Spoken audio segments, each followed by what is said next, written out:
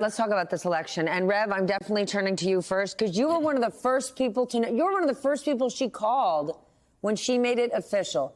Here we are. We've got 2 months to go. What's your take on the state of the race? I think it's still very close, but I think Dick Cheney is a game changer in the sense that he will give comfort to a lot of older, moderate Republicans that she is not this crazed socialist that Donald Trump is trying to make her out to be. No one in that group, and that's a large group of Republicans, believed that Dick Cheney would be supporting a socialist. So I think this was a huge game changer today for Kamala Harris. Pablo, we heard this week, I don't even want to say economic proposals from both candidates because we didn't.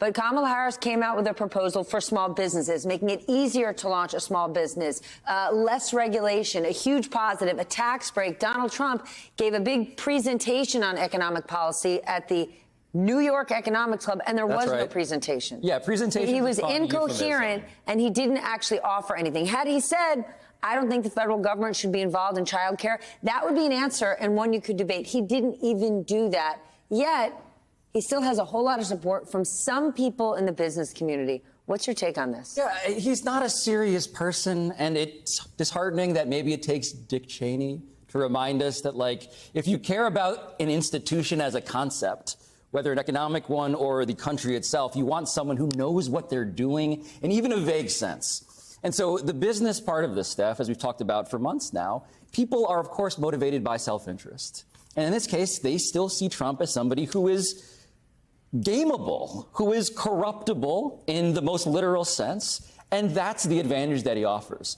Now, to me, the thing with what business as your incentive suggests is that you're playing some sort of game that other people can benefit from, and he just doesn't have the ability. He does not have the ability to articulate that, and he's an aging athlete. I come from sports. I've seen it happen. Donald Trump doesn't have it anymore, and he's rambling, and people are looking at him like, is this entertaining? Well, kind of, but it's not substance. Athlete is a tough one to swallow, with the exception of golf. The only time I've ever seen him play anything, there's that video from the 80s of him on a beach volleyball court, which I do not recommend you Google. What's your thought? I have some good news here. Bring it. I think this has turned into a little bit of a policy discussion around the elections rather than the discussion about Donald Trump dropping bombs, saying things that we'd never heard before. We kind of been there, done that. I think hate is like passé at this point. We're kind of done with that. Now, maybe we shouldn't be, but... And the bidding was as follows, as I get it. Republicans said, Harris hasn't talked to the press. Hey, let's spend a moment on that because they suddenly realized the press was a vital part of our democracy, right? That was the enemies of the people. Okay, Harris talked to the press, hasn't provided any details. She comes forward, provided some details. All of a sudden now, it's kind of ricocheted back on the Republicans that Trump has to provide details. So we're debating some things out there about policies that we weren't debating before because we were so involved either in the horse race or something like that. I think this is not a bad place to be. So I can take Donald Trump's tariff proposal and I can put it into the machine and I can come up with the fact that he's proposing essentially one of the biggest tax cuts, one of the most regressive tax increases we've ever seen. Ready? I'm going to have you say this again. Okay. Because it is not a tax cut. No. Walk us through. When you put the tariff You put the in tariffs and your its proposal 10% overall, take out the part that's for China, which is 60% tariffs, it would be the biggest tax hike in history and the most regressive.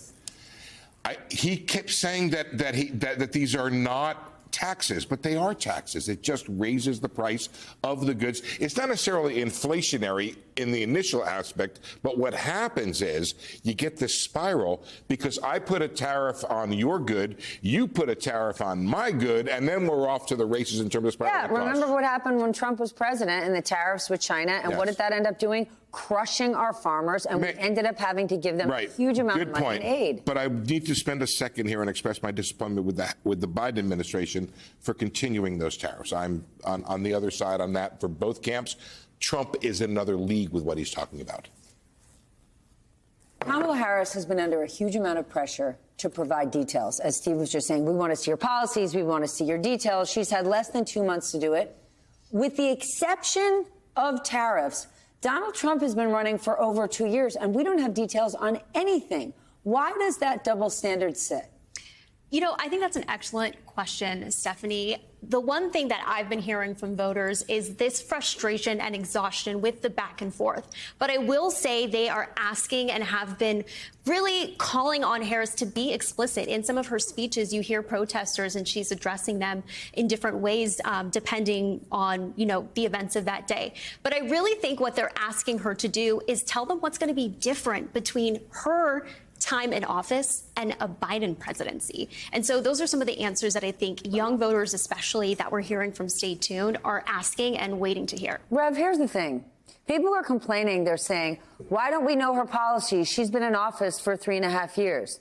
But she's been the VP, right? If you were the CEO of the company and I was your number 2, it would be my job to execute your vision. But it wouldn't be my vision. So shouldn't we be giving her some more time to formulate exactly what her game plan is going to be? Absolutely. And I think that is bogus because when you see she's already come with a different capital gains tax proposal than President Biden. Which, by the way, is more moderate and more pro-business, despite what Republicans would have you think. It's much more moderate, much more pro-business, and it is a big difference than President Biden's. So you're talking about her, who's come out with capital gains, who's talked about child tax credits. And you're talking about Donald Trump, who couldn't even answer a question at the Economic Club about child care. He said child care is child care.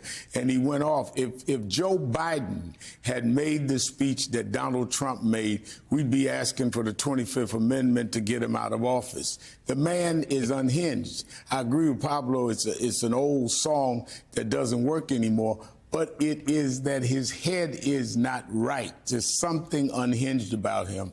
And I think Dick Cheney's endorsement will blow him totally out of the water. We're grading on a curve. It's Why? Remarkable okay, but thing. hold on. We're the media. We've created a double standard in how we're covering them when it's our job to set the standard. Why are we doing it? Is because we keep getting bullied that we're the liberal media? It doesn't make you liberal to call out a liar. It makes you a fact checker. Yeah, I'll be blunt with you about it. I think Donald Trump's chosen terrain that he likes to fight on is culture war. That is not a thing you need to be terribly well-versed in when it comes to policy, when it comes to tariffs, childcare legislation. He's a guy who is vibes-based. And so the curve he's benefiting from is somebody who is abdicating the idea that policy is even really the point here when it comes to how he campaigns. And when it comes to who do we need to remind us of this to be the guardrails on our democracy, okay, the Cheney family, I'll take all of them, sure. But what about Mike Pence? Mike Pence comes out and says, I can't vote for the guy. Right. Just give me the counter argument, anybody in America, as to why Mike Pence is not a voice we should be looking at and being horrified by. This was his his vice president. So without belaboring January 6th again, why is Mike Pence not the person that everybody says when it comes to the first sentence we hear about Donald Trump? That, to me, is just the biggest blind spot we have collectively about who is the canary in the coal mine. It's the guy with effigies that were being lit aflame at the Capitol building. Does the Team Cheney endorsement put pressure on the legs of George W. Bush? I think it should, and I think a lot of people will be asking that question. But let me go back to the point that he made, and that is that when you have a Dick Cheney, who I've marched on more than probably anybody, when you have Dick Cheney endorsing you her, guys got along great. I remember. Yeah.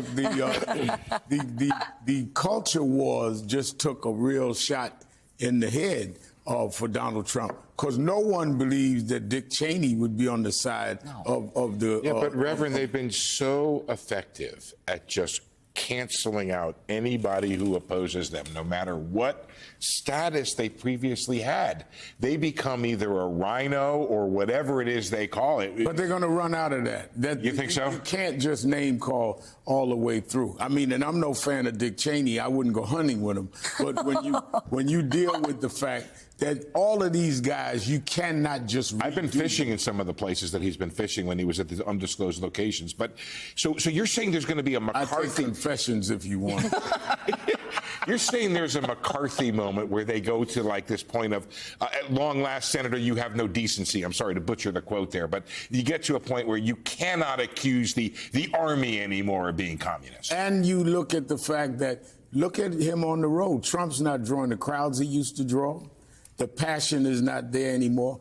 And he's embarrassing people every time he comes out, which is why he has not come out often. They're talking about Kamala Harris ought to be doing interviews. He ought to be doing more rallies. The guy was home Labor Day weekend, the kickoff of the serious part of the campaign. He made no appearances.